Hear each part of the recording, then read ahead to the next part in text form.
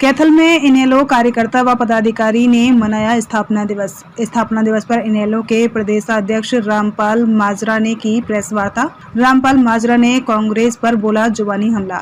भाजपा को बढ़ती महंगाई, बेरोजगारी, बढ़ते क्राइम, प्रदेश में फैली अवस्था के लिए ठहराया जिम्मेदार। स्टेज पर बीजेपी नेता को पहचान नहीं सके डीएसपी, मंगवाई सार्वजनिक माफी। इनेलो प्रदेशाध्यक्ष रामपाल माजरा ने जताया कड़ा ऐतराज। प्रेस वार्ता हरियाणा इनेलो प्रदेशाध्यक्ष रामपाल माजरा। 29 अप्रैल 1998 को जननायक चौधरी देवीलाल ने इंडियन नेशनल लोकदल पार्टी की स्थापना की थी।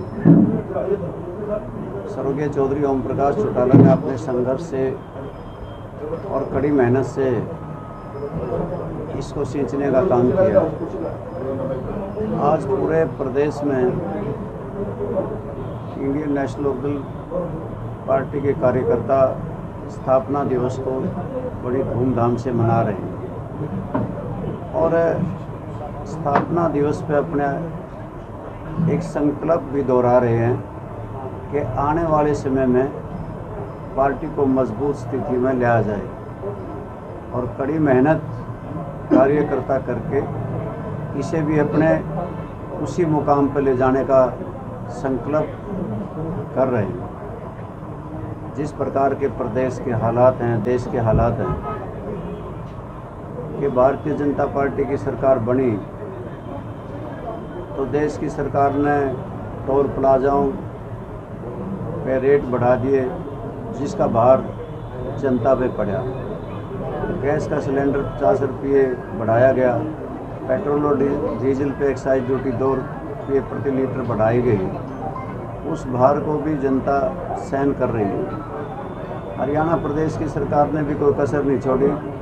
कलेक्टर रेट बढ़ाए गए, इसी प्रकार से ईडीसी आईडीसी बढ़ाया गया। बिजली का अतिरिक्त भार 5000 करोड़ रुपये डाल दिया गया।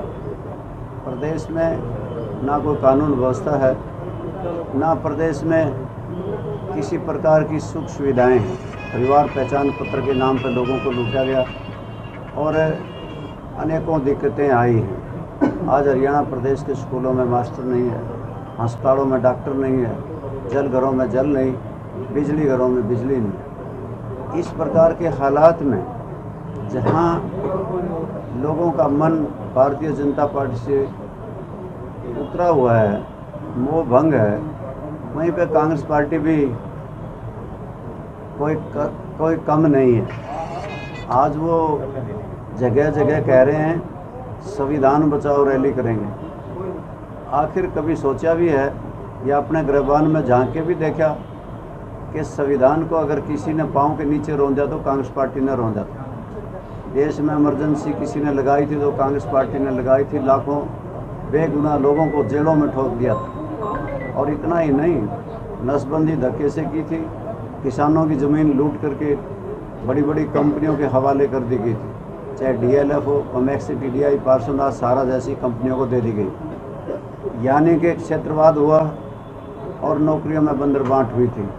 कांग्रेस पार्टी को भी अपनी गुटबाजी की वजह से और इस बात के लिए कि एक दूसरे को नीचा दिखाने के लिए हरियाणा प्रदेश की जनता परिवर्तन चाहती थी, वो नहीं कर पाए और अपना राजपाट सारा खो बैठे आपस की फूट की वजह से। अब तो लोगों की निगाहें केवल मात्र इंडियन नेशनल लोकदल पार्टी पे हैं कि आने वाले समय में जिस प्रकार से सुख सुविधाएँ स्वर्गीय चौधरी देवीलाल ने दी, चौधरी ओम प्रकाश चौटाला ने दी, फिर से जनता उन्हें हासिल कर सके। लोगों की निगाहें अब लोकदल की तरफ है। बतौर प्रदेश अध्यक्ष परशुराम जयंती भी है सर। हैं जी, आज परशुराम जयंती भी है। आज परशुराम जयंती भी है। सौभाग्य से उन्होंने भी समाज का बहुत मार्गदर्शन किया। उन्होंने भी हम साथ साथ में हर जगह जहाँ अपने स्थापना दिवस मना रहे हैं, भगवान परशुराम जी की भी जयंती को साथ साथ मना रहे हैं। प्रधान जी, आज इनेलो का स्थापना दिवस है। सत्ता से लेके ऐसा दौर भी आ रहा है इनेलो में, लगातार उतार चढ़ाव लगातार चलते रहे हैं। आज की स्थिति में भी आप देख रहे हैं, क्या कहना चाहिए?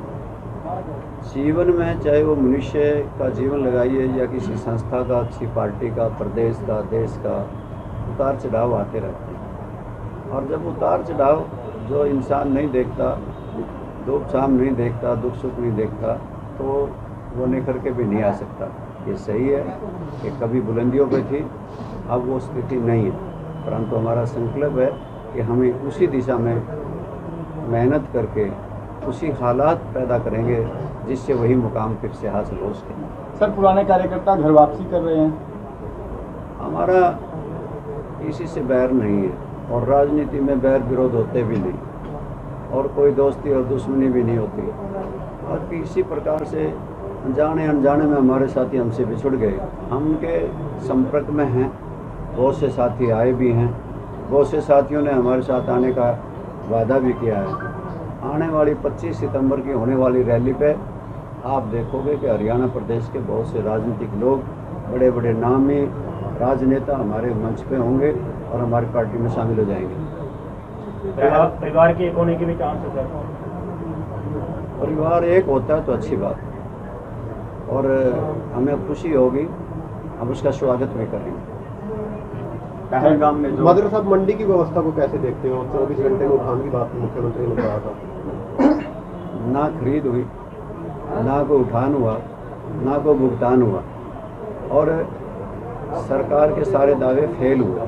अभी तक 40% गेहूँ का उठान हो सका है, और गेहूँ जब तक उठ करके गोदाम में नहीं जाती तब तक पेमेंट का सवाल ही पैदा नहीं होता।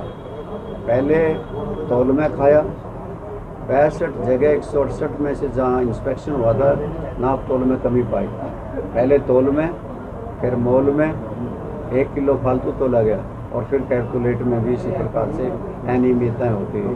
पहले तोल, फिर मोल, फिर कैलकुलेट में खाने का काम किसान को किया है, और भारतीय जनता पार्टी की सरकार मूक दर्शक बन के बैठी रही। जो घटना ब्रॉडकास्ट की गई, चाहे सोशल मीडिया पे की गई हो, चाहे अखबारों में की गई हो, ये ठीक नहीं थी, क्योंकि इससे पुलिस का मनोबल गिरेगा और वो कल अपना अनुशासन स्थापित करने में, बनाए रखने में नाकामयाब हो जाएंगे।